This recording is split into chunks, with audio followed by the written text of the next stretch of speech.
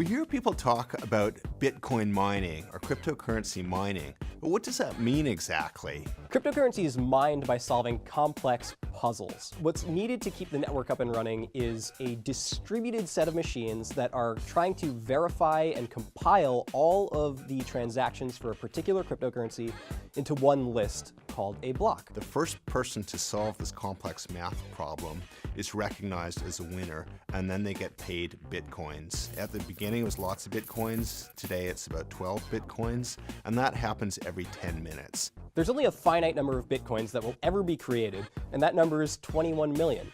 Because there's a set supply and a diminishing return on payouts over time, people expect this asset to appreciate in value. That incentivizes people to mine. So you might be hearing about mining and thinking, hey, I could make some money this way. And technically that's true. In the case of Bitcoin, in the early days, people were using their laptop computers at home. They'd run the program to solve the math problems and anyone could win it.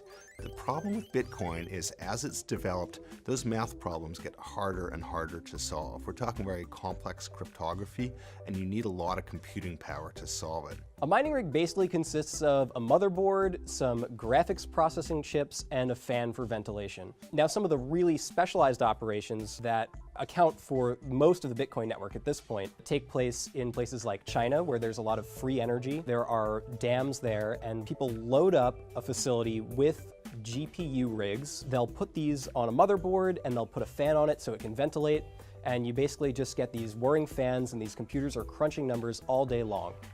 Mining today has got a couple problems in the case of Bitcoin. One, it's too hard for the average user to do. Another one people complain about is it's actually environmentally wasteful. People are throwing electricity, massive amounts that could power thousands or millions of homes simply to go extract this digital token. In the future, people are proposing if we're going to do this all over again, we should move to some other form of mining that is not so energy intensive and doesn't tax the environment. The good news, though, is Bitcoin is not the only currency to mine. There's a bunch of other lesser currencies like Monero. Ethereum's quite popular.